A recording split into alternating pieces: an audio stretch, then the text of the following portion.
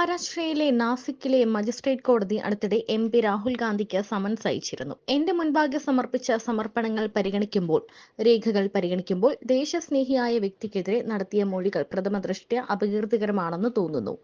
കേസിൽ തുടരാൻ മതിയായ കാരണങ്ങളുണ്ട്. സെപ്റ്റംബർ 27-ന് നാസിക്കിലെ അഡീഷണൽ ചീഫ് ജുഡീഷ്യൽ മജിസ്ട്രേറ്റ് പുറപ്പെടുവിച്ച ഉത്തരവിൽ പറയുന്നു.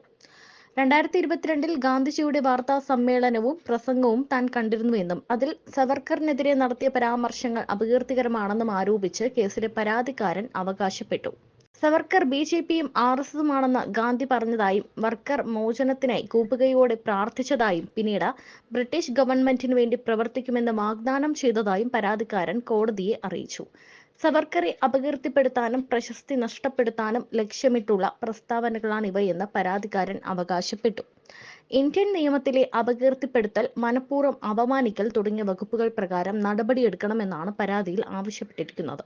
Chief judicial magistrate Deepali Parimal കടുസ്കർ ആണ് സമൻസ് അയച്ചത്. ഒരു എൻജിഒയുടെ ഡയറക്ടറാണ് പരാതിക്കാരൻ. ദേശസ്നേഹിയായ ഒരു വ്യക്തിക്കെതിരെ നടത്തിയ പ്രസ്താവന പ്രഥമദൃഷ്ട്യാ അപകീർത്തികരമാണെന്ന് തോന്നുന്നതായി മജിസ്ട്രേറ്റ് ചൂണ്ടിക്കാട്ടി. കേസിന്റെ അടുത്ത തീയതിയിൽ രാഹുൽ ഗാന്ധി വ്യക്തിപരമായോ അല്ലെങ്കിൽ തന്റെ വക്കീൽ മുഖേനയോ ഹാജരാകണമെന്നുമാണ് അറിയിച്ചിരിക്കുന്നത്. രാഹുൽ ഗാന്ധി ഹിങ്കോളിയിൽ നടത്തിയ ഒരു പത്രസമ്മേളനത്തിലും മറ്റൊരു പ്രസംഗത്തിലുമാണ് വീർ സവർക്കറെ അവഹേളിച്ച് സംസാരിച്ചതായി പരാതിക്കാരൻ ആരോപിക്കുന്നത്. രണ്ടവസരങ്ങളിലും രാഹുൽ തന്റെ വാക്കുകളിലൂടെയും ദൃശ്യങ്ങളിലൂടെയും വീർ സവർക്കറുടെ പ്രശസ്തിയെ ബോധപൂർവം ഹനിക്കുകയും സമൂഹത്തിൽ സവർക്കറുടെ പ്രതിച്ഛായ അപകീർത്തിപ്പെടുത്താൻ ശ്രമിക്കുകയും ചെയ്തുവെന്ന് അദ്ദേഹം ആരോപിച്ചു.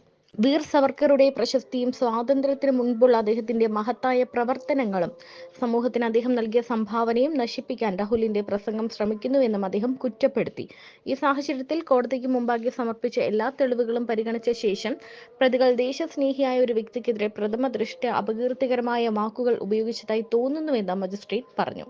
ഇന്ത്യൻ ശിക്ഷാ നിയമം 499, 504 മനഃപൂർവ്വം അപമാനിക്കൽ, അപകീർത്തിപ്പെടുത്തൽ എന്നീ വകുപ്പുകൾ പ്രകാരമുള്ള കുറ്റങ്ങൾക്കാണ് രാഹുൽ ഗാന്ധിക്കെതിരെ കോടതി നടപടി സ്വീകരിച്ചത്.